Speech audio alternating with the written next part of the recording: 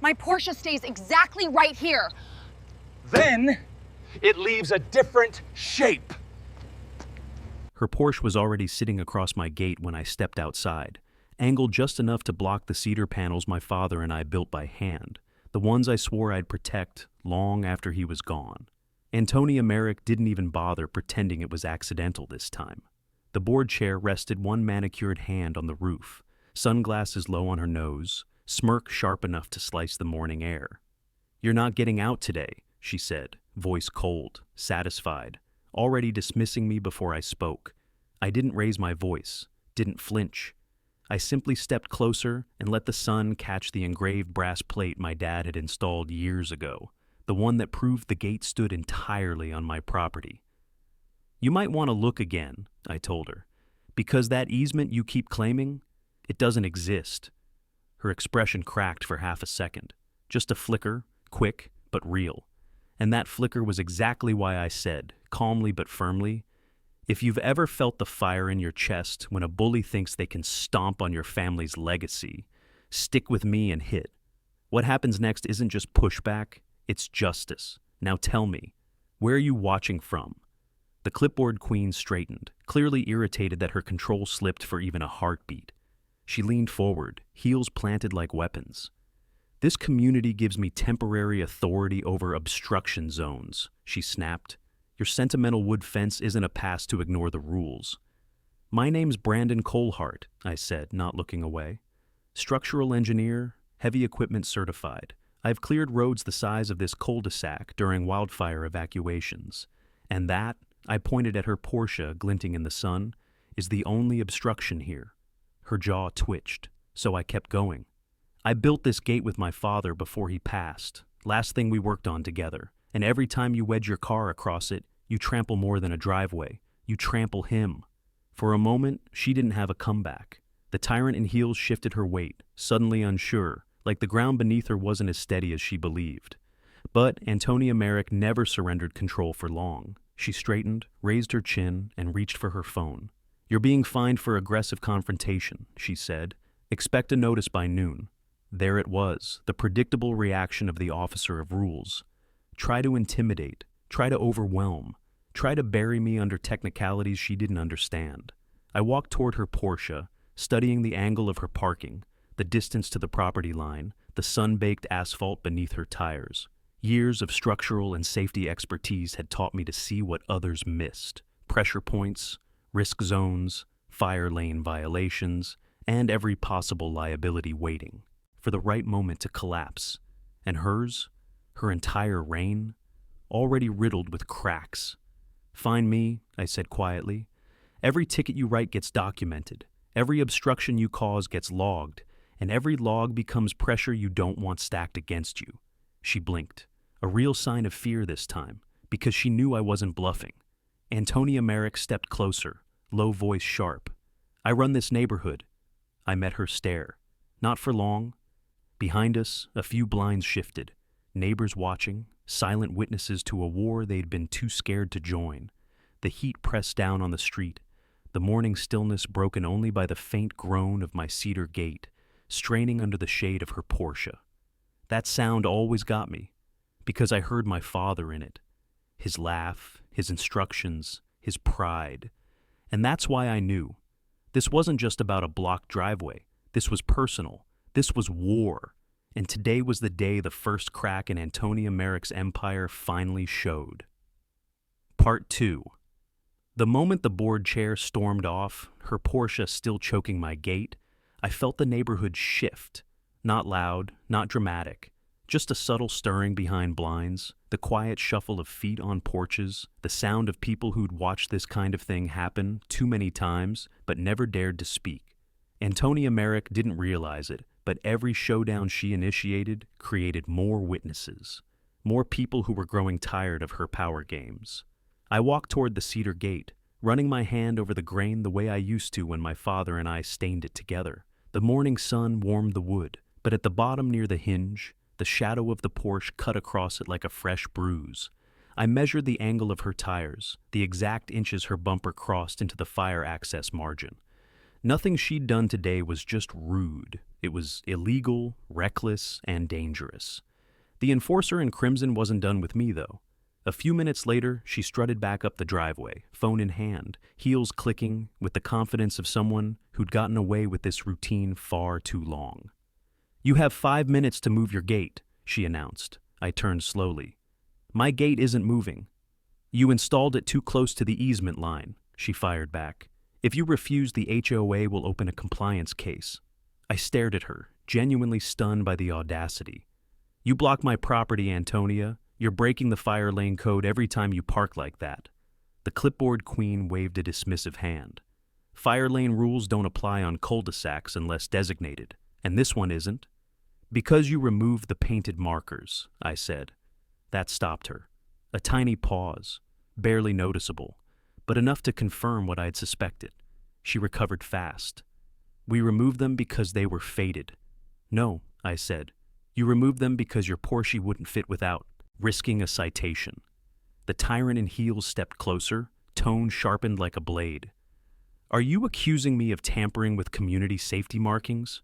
I didn't answer immediately. Instead, I let my eyes drift past her shoulder to Mrs. Pritchard standing on her porch, clutching her small dog and watching like she wished she were brave enough to join the conversation. Behind her, another neighbor eased his phone into his hand, quietly recording. Antonia noticed the attention and flinched, her confidence flickering like a candle in wind. "I'm warning you, Brandon." "That's the problem," I cut in. "You think warnings scare me." Silence stretched between us. Heat shimmered on the asphalt. Her perfectly curled hair caught the sunlight like a warning flare. I stepped closer. "I'm not just some homeowner who'll roll over because you send fines. I'm an engineer. I work with city inspectors, fire marshals, safety officers. Parking on a fire access line isn't just an HOA issue. It's a liability nightmare." Her jaw clicked. I could almost hear the panic she was trying desperately to swallow. "You're twisting rules to fit your ego," I said quietly. "And I know you've been doing it for years." The officer of rules, an older board member who always trailed behind her like a nervous shadow, appeared at the end of the driveway, holding a small digital camera. "Antonia," he murmured, "maybe we should document the—" She snapped her fingers sharply, silencing him without even looking. Then she turned that frozen smile back to me. "Your defiance is noted. Expect additional penalties." "You think penalties will break me?" I asked. "They won't." "They will when your neighbors side with the HOA," she sneered. But something cracked at the edges of her confidence when she looked around. This time, the neighbors weren't hiding. They were watching. The clipboard queen adjusted her sunglasses, suddenly uneasy. The tyrant in heels pressed her lips tightly together. The enforcer in crimson flicked her eyes toward her Porsche, maybe realizing that even she couldn't pretend this was normal anymore. "Move the gate," she repeated, but her voice had lost its bite. "No," I said, "and you're going to stop parking across it." She laughed under her breath, but it sounded forced. "We'll see." She turned and marched away. But the tension she carried wasn't the confidence of a queen. It was the tension of someone who'd finally met resistance strong enough to push back. The moment she disappeared behind the row of hedges, Mrs. Pritchard hurried across the street. "Brandon, she's been getting worse," she whispered. "It's like she wants to control everything." "She does," I said, "but she's about to learn where that ends." I looked at the Porsche still blocking the cedar gate. The heat radiated off its hood in shimmering waves. The shadow it cast across the wood felt like a stain, and I knew. This wasn't just round 2. This was the start of a war I intended to win. Part 3. By the time afternoon sun settled over Crescent Bluff Estates, the whole street felt different. Tense, alert, waiting. Antonia Merrick's Porsche still sat across my gate like a barricade, but it wasn't the only thing casting a shadow. Word had spread faster than I expected. Neighbors lingered on porches, pretending to water plants or sweep steps, but their eyes drifted toward my driveway every few minutes. The board chair always assumed fear kept people quiet. She never understood that silence doesn't mean support. It means pressure waiting for a crack. I walked to the cedar gate again, the wood warm beneath my palm. The enforcer in crimson had left her mark, scuffs from her tires pressed against the fire access line, faint but visible to someone trained to notice structural wrongdoing. This wasn't just harassment anymore.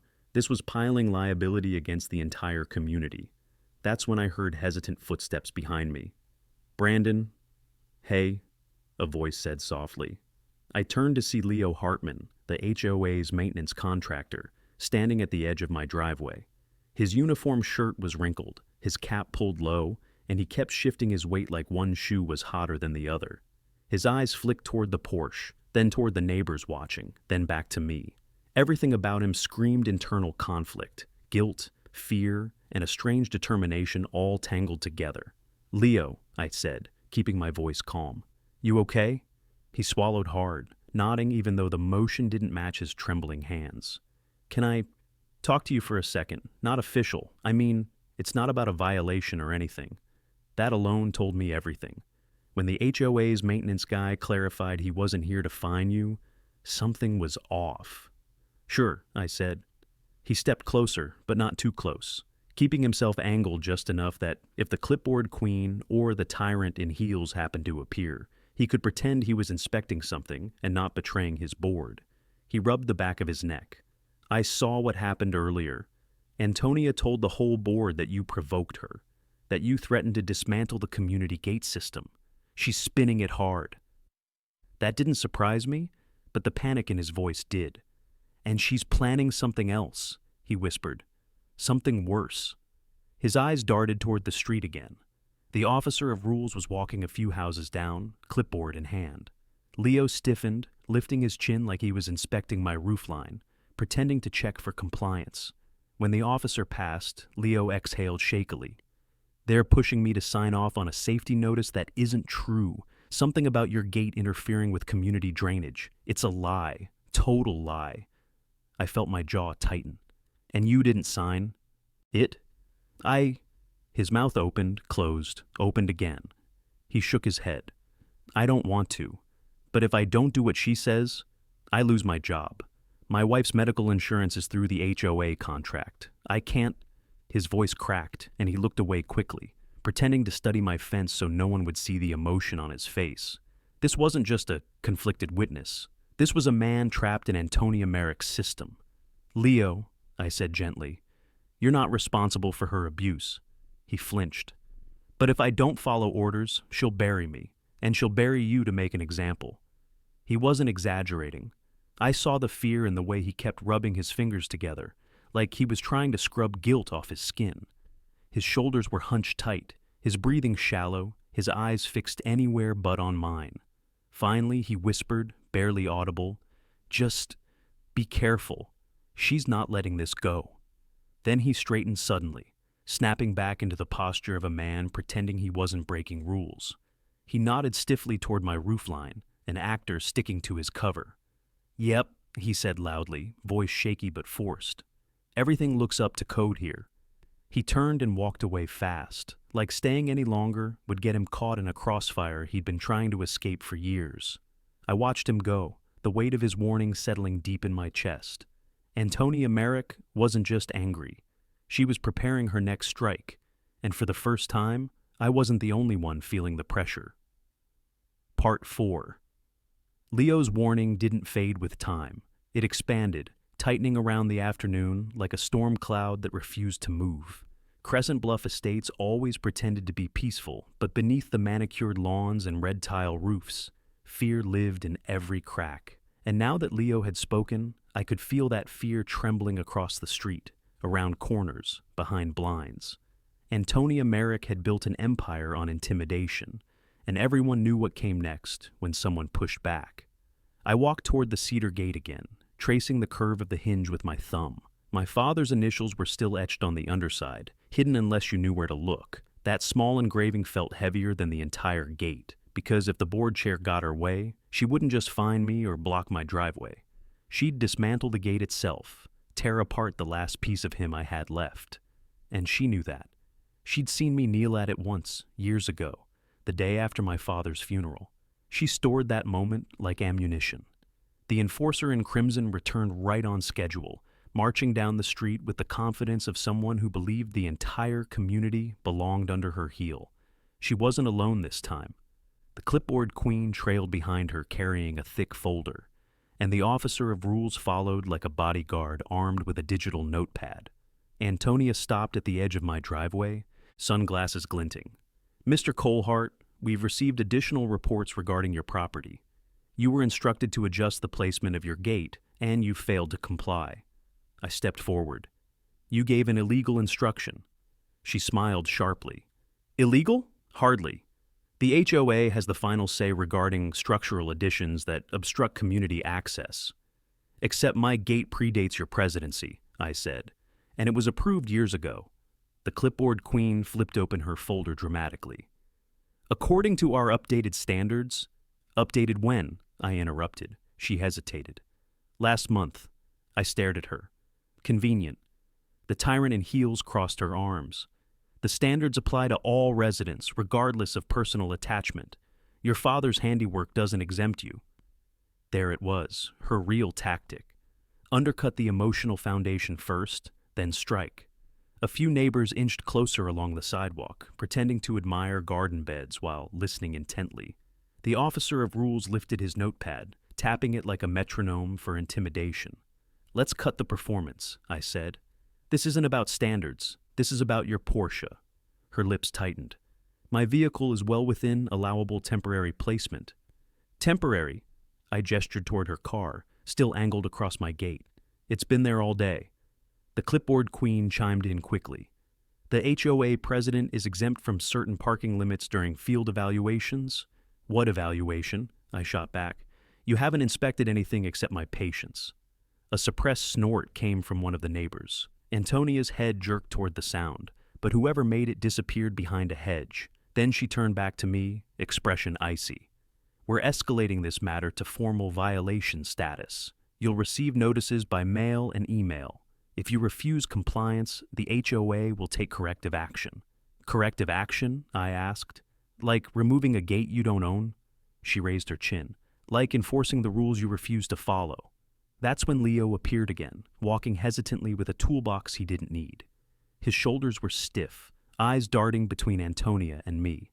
The conflicted witness was trying desperately to look uninvolved, but his guilt was practically radiating. Antonia spotted him. "Contractor Hartman, you'll be assisting with the preliminary assessment this afternoon." Leo froze. I have a service call on Maple Ridge." "You'll reschedule," she snapped. His knuckles turned white around the handle of his toolbox. I stepped in. "He's off the clock." "He's on contract," she corrected, voice sharp enough to cut steel. "And he'll do what's required." Leo swallowed hard, eyes flickering between us. His throat bobbed with a silent apology he couldn't say aloud. This wasn't an HOA enforcement visit. This was intimidation, weaponized through hierarchy and fear, and she was using Leo as a pawn to show me exactly how far she was willing to go. I met her glare. "You're abusing your authority." Her smile widened. "Prove it." Oh, I would. And she had no idea the cost waiting for her.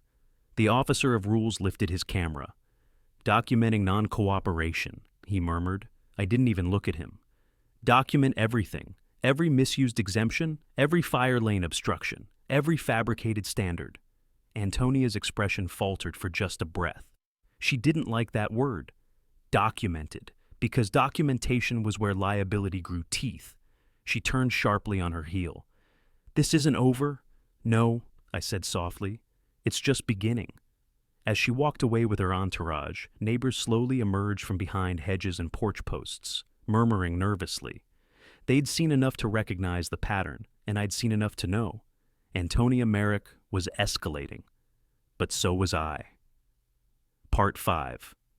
The sun dipped lower, stretching long shadows across Crescent Bluff, as if the whole neighborhood were bracing for what Antonia Merrick would do next. After the board chair's dramatic exit, I stayed near the cedar gate, studying the angle of her Porsche one more time, the way its rear tires clipped the edge of the fire access zone, the way its shadow sprawled across my father's handiwork. Every detail mattered now, not just emotionally, but strategically.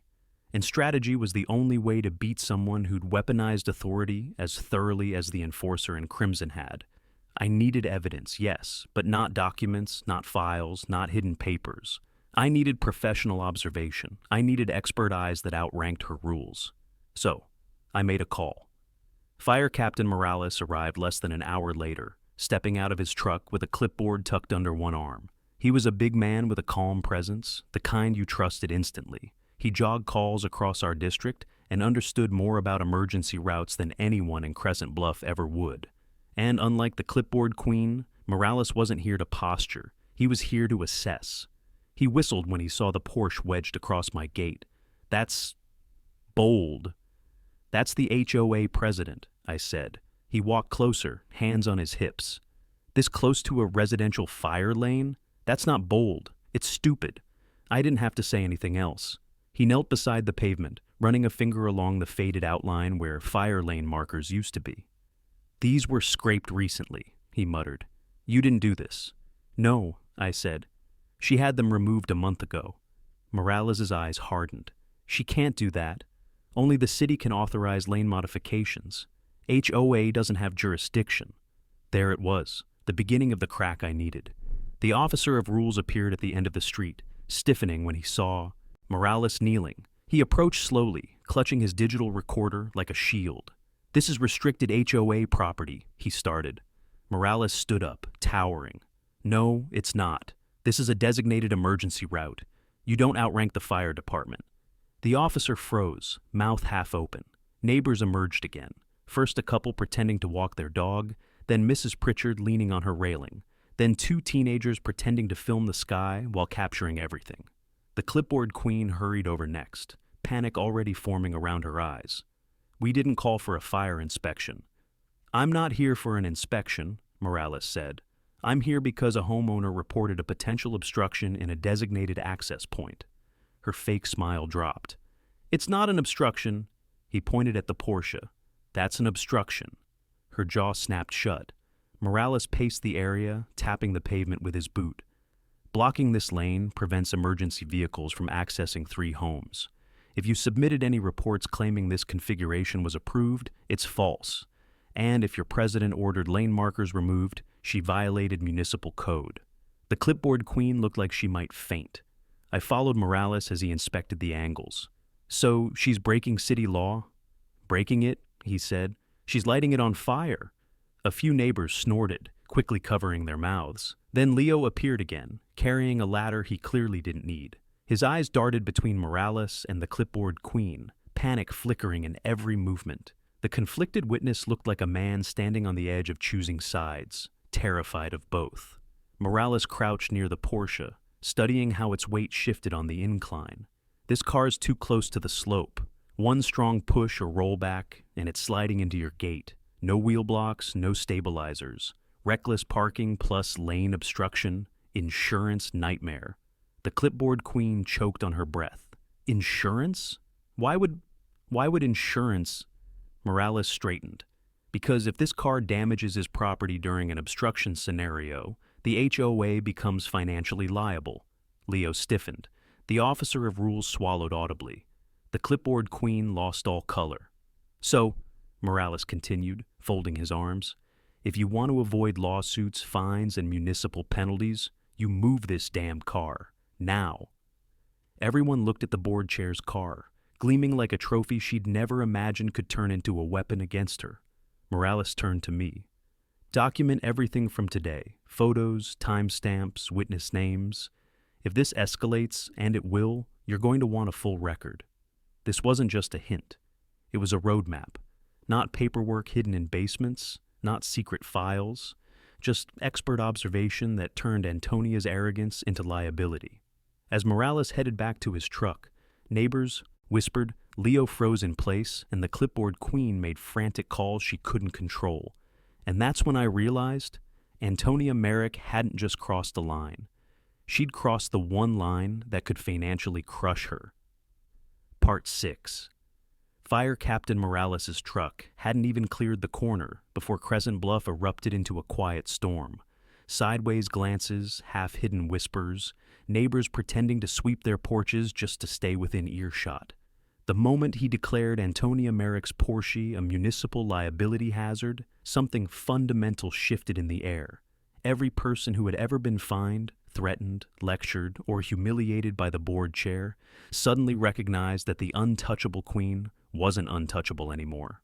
But Antonia? She reacted exactly as expected. 5 minutes after Morales left, I heard the sharp, rapid echo of heels hammering down the street. Fast, furious, undeniable. The enforcer in crimson barreled toward my driveway, phone pressed to her ear, sunglasses shoved on top of her head like a crown knocked askew. "I don't care what the ordinance says, Jonathan," she hissed into the phone. "Find me a loophole. I need legal grounds to counter this, now." She ended the call the moment she saw me. "You just made a massive mistake," she snapped. I stayed where I was, leaning against the cedar gate, letting the late afternoon heat settle between us. "Your car blocking an emergency lane is the mistake." The clipboard queen hurried behind her, frantically scrolling through her tablet. "We didn't approve that fire designation," she insisted. "We never voted on it." "The city did," I said. "Years ago." The officer of rules arrived next, clutching his digital notepad like a shield. His face was paler than before. "Antonia, maybe we should relocate your vehicle, just temporarily, until the board reviews." "We're not moving anything," she snapped. "Not a single inch." Her voice was steady, but her hands weren't. I watched her attempt to hide the tremble by gripping the edge of her blazer. She was losing control, and she knew it, but she wasn't done swinging. "Effective immediately," the tyrant in heels announced. "Your gate is under review for unauthorized structural alteration." I blinked. "Alteration? Nothing's changed." "It obstructs visual continuity," she said sharply.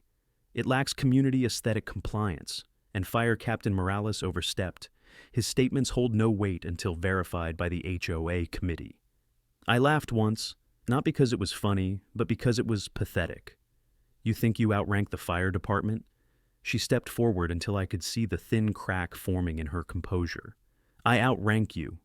Before I could respond, a small, hesitant voice broke the tension. "Ms. Merrick?" "Leo." He stood by the curb holding a wrench and clipboard he wasn't using. His shoulders were stiff, his eyes darting everywhere but at her. Every inch of his posture screamed internal conflict, guilt clawing at fear, courage fighting with self-preservation. "What is it?" she demanded. His throat bobbed. "Yeah, you asked me to verify the drainage issue earlier, but I can't sign the notice." Her entire body stilled. "Why?" she said slowly. Leo's gaze flickered toward me, just a second. But I saw it. The apology, the fear, the choice. "Because the issue doesn't exist," he said, barely audible. "The gate is compliant." The clipboard queen nearly dropped her tablet. Antonia turned on him with icy fury. "You will sign what I tell you to sign." Leo flinched backward, gripping his wrench like he expected her to take it from him. I can't," he whispered. "Fire access issues override HOA rules. If something happens and that gate is blamed, I could lose my license. Or worse." There it was, stakes shifting. Not just mine, not just hers. The HOA's contractor was now threatened by her actions. The officer of rules cleared his throat. "Antonia, if he refuses, we can't—" "Enough!" she snapped. Her mask cracked fully then, anger bleeding into desperation. She jabbed a finger at me. "You manipulated him. You manipulated Morales. But it won't work. I'll get your gate removed and your fines doubled." I stepped forward. "Do it.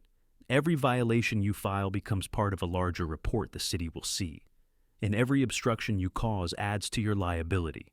She went still. Liability. That word. Her weakness. Because this wasn't just about pride anymore. It was about money, insurance, financial exposure. She flicked her gaze toward her Porsche as if seeing it for the first time, not as a trophy, but as a loaded weapon pointed at her own bank account. For the first time since this fight began, genuine fear settled into her eyes. And I knew exactly what that meant. The next move she made wouldn't be petty or loud. It would be desperate and dangerous. The kind of move someone makes when their throne is beginning to crumble. Part 7.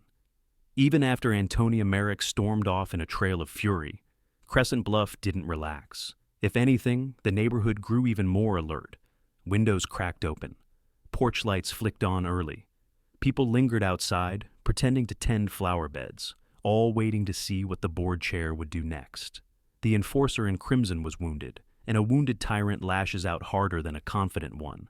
I stayed near the cedar gate, documenting the Porsche's position again, noting the slope, the angle, the distance to the fire access marker.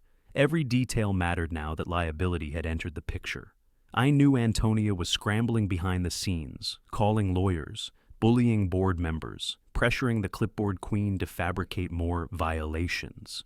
But the part she couldn't outrun was the truth Fire Captain Morales left behind. Her.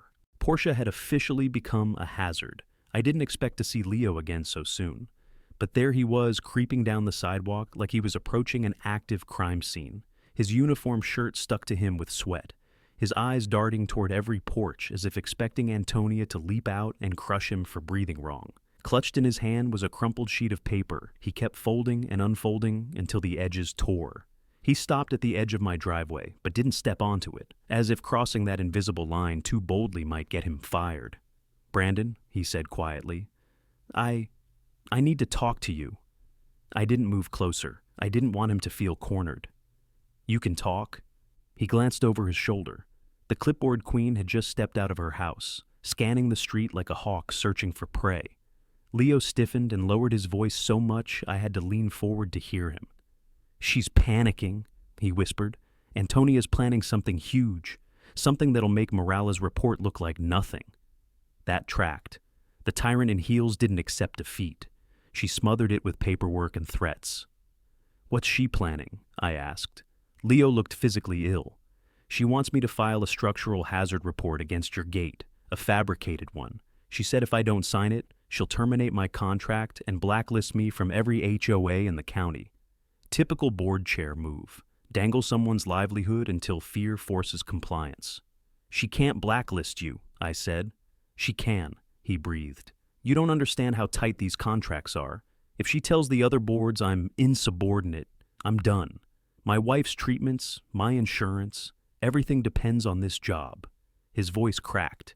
He covered his face with both hands. The internal struggle wasn't subtle anymore. It was tearing him apart in plain view.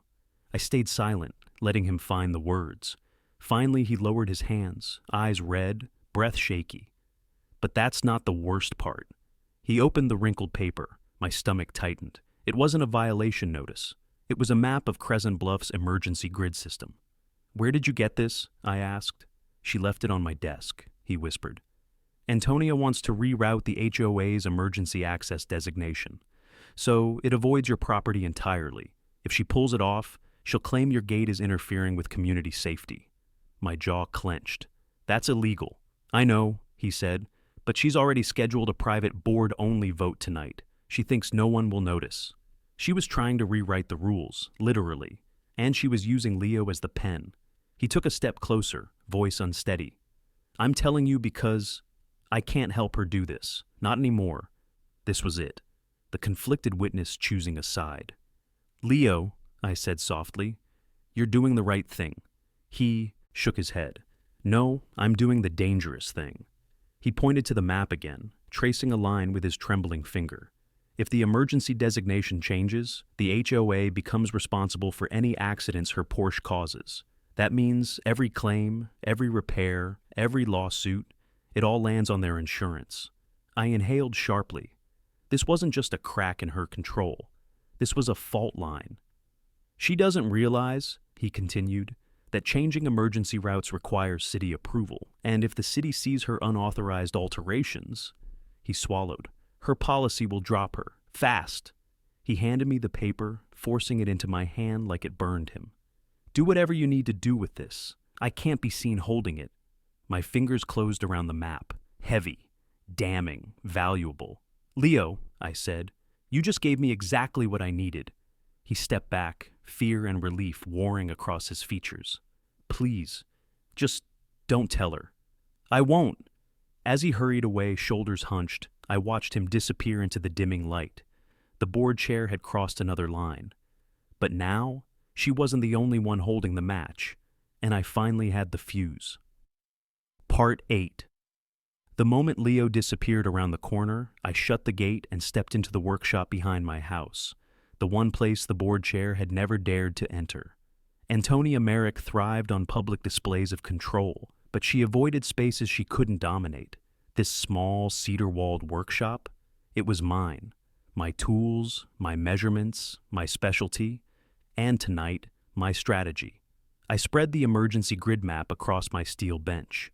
The paper was still warm from Leo's hand, edges trembling from how tightly he'd gripped it. I traced the lines he'd shown me, routes the HOA wasn't authorized to touch, designations that required months of municipal review, signatures from fire marshals, verification from city planners. The enforcer in crimson had no jurisdiction, but she didn't care about legality. She cared about winning, and she'd crossed into my field without realizing it. Mechanical systems and city grid regulation were the backbone of my contracting license. I understood every requirement, every safety code she was attempting to bypass. Her plan wasn't just illegal, it was sloppy. Still, sloppy moves were dangerous when executed by a tyrant in heels desperate for control. I took a slow breath, letting my mind filter through everything I knew. The reroute, the map, the Porsche blocking the gate, the board-only vote scheduled for that same night, and Leo's trembling voice when he admitted she'd pressure him into signing off on a fraudulent hazard report. This wasn't about my gate anymore. This was about Antonia Merrick rewriting the neighborhood's safety infrastructure simply because she wanted her car to rest wherever her ego felt comfortable. I grabbed a notepad and began outlining what had to happen next. Step 1, document the unauthorized reroute. Step 2, preserve the map as evidence. Step 3, present the issue to the city inspector without alerting the HOA. Step 4, create a paper trail so the officer of rules couldn't bury it. I had to act carefully. If the clipboard queen suspected I was onto them, they'd accelerate their plan. And if Antonia realized Leo had flipped, she'd destroy him before I could intervene. I pulled open a drawer and grabbed my inspection camera, the one I used when verifying structural integrity for clients. It wasn't some cheap phone app. It was a professional, time-stamped device that couldn't be manipulated, perfect for documenting the map before anything suddenly disappeared, as things so often did when Crescent Bluff's board felt cornered. After I secured digital backups, I placed the map inside a clear evidence sleeve. Funny, it wasn't supposed to feel like handling contraband, yet everything with this HOA felt like navigating a crime scene. My phone vibrated, a text from a number I didn't recognize. Board vote moved to 8 p.m. She's rushing something. Antonia was accelerating the timeline, probably panicking after Morales' inspection, probably terrified the city might circle back sooner than she'd expected. Good. Panic made her predictable. I locked the workshop and walked toward the community path behind my house.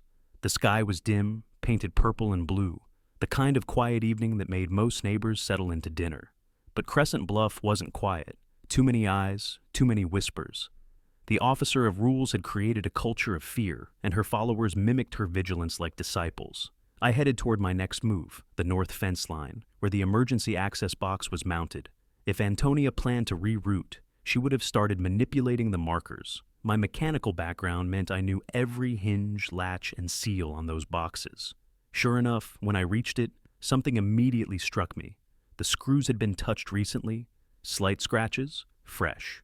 The clipboard queen, or one of her board allies, must have opened it that morning, or the night before. I pulled out my phone, documenting everything. Angles, lighting, timestamp. Evidence mattered more than outrage. A door creaked behind me. I didn't turn, didn't flinch. I recognized the hesitating footsteps. Leo. "You found it?" he whispered. "I did," I said. "And this proves they've already tampered with the system." He nodded, swallowing hard. "She said it was routine maintenance when I asked, but she never authorizes maintenance without paperwork. She's hiding the work order. Or there is no work order." Leo tightened his jaw. His fear had evolved into frustration. "What do we do now?" "We build a trail she can't erase," I said, "and we take it to someone who outranks all of you." His eyes widened. "The city inspector?" "Exactly." Leo exhaled shakily, relief and dread mixing in his expression. "Then I'll help you." And there it was. The conflicted witness stepping fully into the light. "Leo," I said quietly, "you realize what that means?" He nodded once, firmly. "Yeah, it means Antonia Merrick finally loses. As he headed back toward his home, glancing over his shoulder for the enforcer in crimson, I stared at the emergency box. Tonight, she would try to rewrite the rules, but tonight, I started rewriting her downfall. Part 9, exactly 650 words. Leo's silhouette disappeared into the shadows between the houses, leaving me alone with the soft hum of the evening cicadas and the emergency access box he'd helped expose. I closed the panel carefully, making sure not to disturb the scratches I'd documented. Every mark mattered now. Every trace of tampering was another nail in the board chair's coffin. But I wasn't heading home, not yet. The community green, Crescent Bluff's pretend public square, waited at the center of the neighborhood. And if Antonia Merrick was preparing to ram through a secret vote at 8 o'clock, her allies would be gathering there soon, whispering, aligning, rehearsing whatever lie she'd crafted. If the tyrant in heels wanted to accelerate her plan, I needed to see her setting the stage. I moved through the narrow walking path, behind the row of townhouses, staying near the hedges. The porch lights were on, illuminating small pieces of suburban life. Kids' bikes, wind chimes, an abandoned coffee mug someone left outside. Ordinary things. Things people should have been able to enjoy without fear of the officer of rules stalking every inch. When I reached the edge of the green, I slowed. I scanned. And then I saw her. Antonia Merrick stood beneath the gazebo lights, the enforcer in crimson even at dusk. She held a thick binder in her hands, no doubt the agenda for the rushed vote, and she was talking to two board members, both leaning toward her, nodding as if they'd been summoned by royalty. The clipboard queen gestured sharply at the binder, her movements tight and clipped. I stayed behind a young maple tree, watching every detail. My breath was steady, controlled. Years of contracting had trained me to examine a scene before, engaging. Angles, shadows, hazards. And this was a hazard wrapped in lipstick and authority. One board member pointed toward the community entrance road, the same place she had blocked with her Porsche countless times. Antonia nodded, lips tight, and tapped the binder with a manicured nail. She was planning something with that road, something tied to her illegal reroute, and if she pushed this vote through, my evidence would become twice as explosive. I took out my inspection camera and zoomed in, documenting her gestures, the binder, the members present. Not their words, just the visible setup. This wasn't gossip, it was evidence. The kind that would pair perfectly with Morales' surprise visit. A low voice startled me. "You shouldn't be out here alone right now." I turned slightly, just enough to see Leo stepping out from the path, hands shoved into his pockets, worry etched across his face. "I'm not the one they're hunting," I said quietly. "But you are the one they're terrified of," he whispered back. His eyes went immediately to the gazebo, where Antonia Merrick continued orchestrating her little coup. Leo's shoulders tensed. "She's locking down votes. Anyone who hesitates, she corners. Anyone who refuses, she threatens with fines." "She's desperate," I murmured. "Desperation makes people clumsy." Leo swallowed hard. "I overheard her earlier. She's planning to declare the emergency reroute approved by necessity if the vote passes. She thinks the city won't question it." There it was, confirmation. Her plan was reckless, dangerous, and rooted entirely in ego. I leaned closer. "You realize this means she's about to commit full-blown procedural fraud?" Leo nodded. "And she's dragging everyone down with her." I took a breath, steady and calm. "Then we don't let her finish." My phone vibrated again, this time from Morales. "Inspector review filed. I'll need photos by morning. Perfect timing." "We have until the vote," I told Leo. "After that, she'll claim everything's already official. We need something she can't deny." Leo hesitated. "Like what?" I looked back toward the gazebo, watching the clipboard queen issue instructions like a general before battle. Proof she manipulated the emergency infrastructure for personal gain. Proof she bypassed safety codes. Proof she used HOA authority to alter a city-regulated system. Leo paled slightly. That would end her. "That's the point," I said. He exhaled sharply, nodding. "Okay, what do you need?" "The access box on the south side," I said. "If she tampered with one, she probably tampered with the others. We document every deviation, every missing seal, every unauthorized alteration." Leo's expression flickered, fear, resolve, and something else. "I'll guide you. I know which board members she trusts with key access. If they were involved, I'll recognize their work. We started moving through the back path, heading toward the far end of Crescent Bluff. The moonlight painted everything in silver, shadows stretching like long fingers across the pavement. As we walked, Leo whispered, "She's going to notice we're missing." "Good," I said. "Let her wonder." A quiet beat passed. Then he asked the question he'd been hiding for days. "Cole, what if she wins tonight?" I didn't slow down. I didn't look at him. "She won't," I said. "She just doesn't know it yet." He nodded, falling into step beside me, no longer the frightened witness hiding in corners. Tonight, he was. My ally. And tonight, Antonia Merrick's empire would start to crack. Part 10. The south side access box sat half buried behind a row of decorative hedges, the kind Antonia Merrick insisted were mandatory aesthetic uniformity requirements. Even in the dim glow of the street lamp, the metal casing looked wrong, tilted slightly as if someone had forced it open then tried to hide the damage. Leo stopped a few paces ahead of me, glancing over his shoulder. His breath trembled. "She told the board this box was off limits for routine inspections. Said it was strictly emergency controlled. A convenient lie for the clipboard queen, and the perfect place for her to hide more violations." I crouched by the panel, running my fingers along the seam. The officer of rules might have convinced the board she was protecting them, but the shallow scratches told the real story. Someone had been inside recently, and not gently. "Stand watch," I murmured. "I am." Leo's voice wavered, but his stance didn't. He'd come too far to back out now. I took out my inspection camera and tools. As I loosened the first bolt, the metal groaned, soft, but enough that both of us froze. We waited. No footsteps, no heels clicking, no crimson tyrant stalking the path. I opened the panel slowly, and there it was. The smoking gun in wire form, unauthorized splice lines, rerouted connections. A bypass that linked directly into the homeowner circuit, not the city-regulated emergency line. The enforcer in crimson had illegally fused HOA-controlled power into city infrastructure, a massive liability, a fire hazard, a prosecutable offense, something she couldn't talk her way out of, no matter how many binders she slammed shut. Leo's voice cracked. This could cause an overload. If someone's running heavy appliances, it could blow the transformer, I finished, jaw tightening. She risked everyone's safety to justify her fake emergency reroute.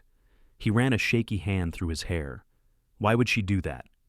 To make it look like she had authority to seize the road, to make herself indispensable.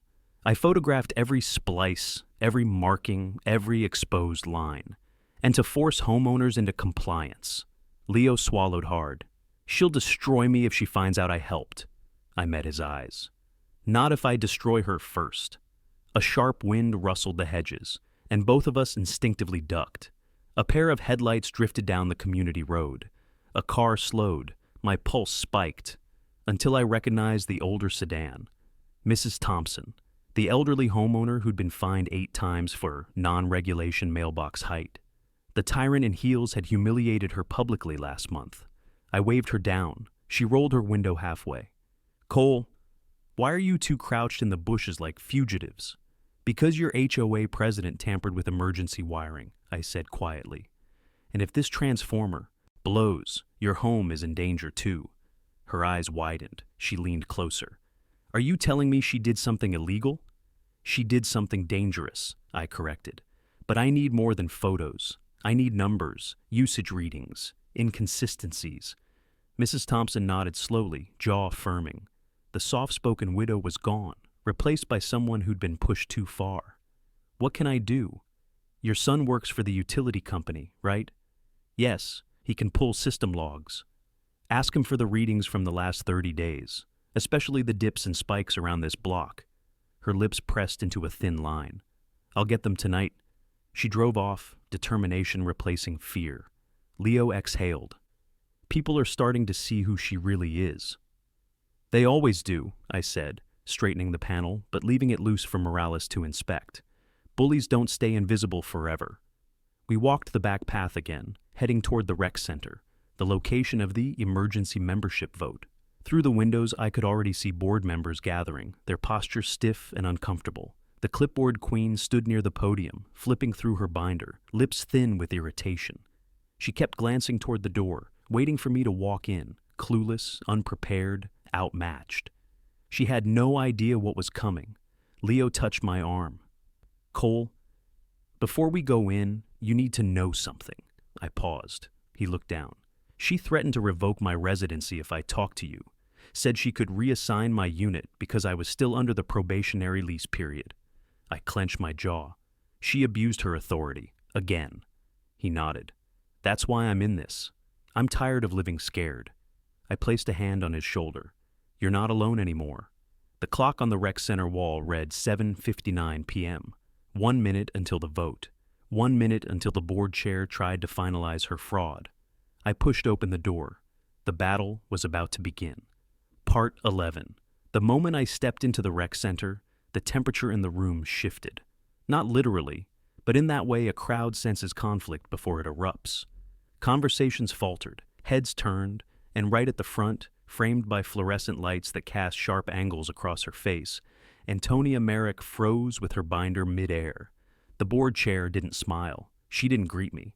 She didn't even try to hide the irritation crawling across her expression. Instead, the clipboard queen snapped the binder shut with a crack that echoed through the hall. "Well," she said, voice dripping like cold honey, "look who finally decided to join the community he barely participates in." Her words hit the crowd exactly how she meant them to: shaming, humiliating, controlling. A few board members shifted uncomfortably. Others straightened, eager to take her cue. The tyrant in heels had trained them well. I didn't sit, didn't move toward the chairs, arranged in neat rows. I remained standing in the center aisle, makeshift battleground, spotlight, stage. "Funny," I said, keeping my voice calm. "I didn't realize participating required having my gate blocked by your Porsche every morning." A ripple of murmurs passed through the room. A couple of neighbors glanced at each other. Even Leo, standing near the back wall, flinched as if he expected her to snap. Antonia lifted her chin, crimson jacket rigid over her shoulders. "This meeting is about infrastructure, not your gate. You're disrupting an official HOA proceeding, and that is grounds for removal." "Perfect," I said, "because I'm here for infrastructure." Before she could speak again, I lifted the evidence sleeve from my bag, the clear, sealed packet holding the high-resolution photographs of the emergency access tampering. The object caught the overhead light like a blade. The clipboard queen stopped moving. Her eyes narrowed. Her breath stalled. She recognized exactly what she was looking at. "Before this vote continues," I said, projecting my voice so everyone could hear, "the community deserves to know that Antonia tampered with city-regulated emergency wiring to justify an illegal reroute." Gasps rippled across the hall. One board member stood abruptly. "Antonia, is that true?" She didn't look at him. "Sit down, Greg. He's lying." I turned slowly toward Greg. "How about you ask her why the south side access box has unauthorized splice lines, or why the seals were removed without municipal approval?" A woman in the second row covered her mouth. A man whispered to his wife, "That's a fire hazard." The officer of rules stepped forward, red heels striking the floor in sharp, furious taps. "There is nothing unauthorized. Those boxes were undergoing routine maintenance." Leo's voice sliced through the tension. "Routine? You told me maintenance wasn't scheduled for another quarter." Every head turned toward him. Antonia spun so fast her binder almost flew from her hands. "Leo, step outside, now." "Or what?" he said, trembling but standing firm. "You'll evict me, like you threatened?" A low murmur rose from the crowd. Anger, disbelief, recognition. Her mask was slipping, her power fracturing. I stepped beside Leo, facing the board. "If this vote passes, the HOA becomes directly liable for every watt that flows through that box. And when the city inspector sees these photos tomorrow morning, because yes, I've already contacted him, the fines will be catastrophic." Greg looked pale. "Antonia, what have you done?" She rounded on the board, the enforcer in crimson morphing into pure panic. "He's bluffing. He's manipulating all of you." I handed the packet to Greg. "These are time-stamped, and the inspector already received digital copies. Even if you burn this entire building down, the evidence survives." A woman near the back stood. "I'm calling for a suspension of the vote." Another man rose. "Seconded," Antonia's voice cracked. "You can't. I'm presiding." "Not anymore," Greg said quietly. "The moment you tampered with city infrastructure, you violated your authority." She tried to speak, tried to regain the room. But the clipboard queen wasn't feared anymore. The neighbors she'd bullied for years now stared at her with betrayal, awakening, realization, rebellion. The tyrant in heels took a half step backward, face draining of color. I looked directly at her. "This ends tonight." Her voice shook, barely audible. You're going to ruin everything." "No," I said. "You did that yourself." Mrs. Thompson stood from the front row, lifting her phone. "And I brought utility logs to prove it." Antonia stumbled, a physical, visible collapse of power. The room erupted, not in chaos, but in unified, determined voices. "Remove her. Vote her out. End this." And in that moment, Crescent Bluff wasn't her empire anymore. It was a community reclaiming itself. Part 12. Exactly 650 words. The rec center had never been this loud. Not with shouting, not with chaos, but with something far more powerful. Awakening. Neighbors rose from plastic chairs like they'd suddenly remembered their own voices, their own rights, their own anger. The energy shifted from fear to collective resolve, as if Crescent Bluff finally exhaled, after years of being held under the board chair's heel. And in the center of it all stood Antonia Merrick. The enforcer in crimson looked smaller than she ever had, eyes darting, hands trembling around the binder she once wielded like a weapon. The clipboard queen was losing her empire right in front of her, and she knew it. Greg cleared his throat, holding my evidence packet with both hands. Given the severity of these claims, I motioned to remove Antonia from presiding duties pending city investigation. "I second that," Mrs. Thompson said, raising her phone with the utility log still glowing on screen. Every head turned toward the remaining board members. One by one, hands lifted. Leo's voice was barely above a whisper as he added his own. "And I third it. For the safety of the community." Antonia's breath hitched. "You can't do this," she choked out. "I've served this neighborhood for 8 years. You've endangered it," Greg said gently, but firmly. She looked at him as if he'd stabbed her. "Greg, you were supposed to support me." He didn't answer. He didn't have to. The votes were already in motion. With shaking hands, Antonia slammed her binder onto the table. "You fools don't understand what you're doing. That man," she jabbed a finger at me, "has manipulated you with staged photos, exaggerated claims, and some dramatic story about wires." I stepped forward, calm and unshakable. "If you want to challenge my evidence, we can wait right here for Inspector Morales. He texted me an hour ago. He's reviewing the submissions first thing in the morning." Her mouth snapped shut. "And just so you know," I added, "I also sent the photos to the fire marshal and the city safety office. They'll all see what you did." The officer of rules blinked rapidly, panic clawing at her composure. You had no right." Her voice cracked. "You weren't supposed to fight like this." I stepped closer, lowering my voice so only she and the front row could hear. "You picked the wrong gate to block." Her breath stuttered. The room began to settle into organized motion as neighbors formed a line near the front, signing an immediate petition suspending her leadership until the investigation concluded. Greg resigned his position on the spot, stating he refused to serve another minute under a corrupted system. And as each signature landed, Antonia Merrick shrank further. The tyrant in heels had never looked so powerless. She backed up until her shoulders hit the wall. "You've doomed this neighborhood," she whispered harshly. All of you. You don't know how much work I've done to keep it functioning." Mrs. Thompson's voice drifted from the front. "Keeping it functioning doesn't mean ruling it like a kingdom." Leo nodded beside her. "Or threatening people who question you." A final voice chimed in, a man who'd stayed silent until now. "Or endangering the electrical grid for personal revenge." The clipboard queen swallowed, her fury collapsing into something fragile and bitter. "This isn't over," she whispered, not with anger but resignation. "Someone will have to clean this up." I met her eyes.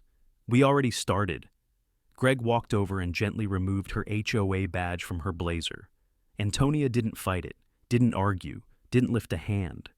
She simply stared at the badge in his grip like it was the last piece of her identity. And then she walked out. No applause, no shouting, just quiet footsteps echoing through a space that no longer belonged to her. As soon as she disappeared, the room erupted, not with celebration, but with relief. Neighbors hugged. People who hadn't spoken in months exchanged apologies. For the first time in years, Crescent Bluff felt human again. Leo turned to me, eyes soft. "You really did it." "We did it," I corrected. "You, me, Morales, Thompson, even Greg." He smiled, a real one, full of release. "I'm not afraid anymore." "Good," I said. "This community shouldn't live afraid." I stepped outside, breathing in the cool night air. The rec center lights spilled across the pavement, but beyond them, the neighborhood was quiet, peaceful in a way it hadn't been since the day Antonia Merrick first pinned her nameplate to a meeting room door. This was a victory she could never undo. And as I looked toward my home, finally able to imagine mornings without blocked gates or red heels clicking down the street, I knew exactly how to close this chapter.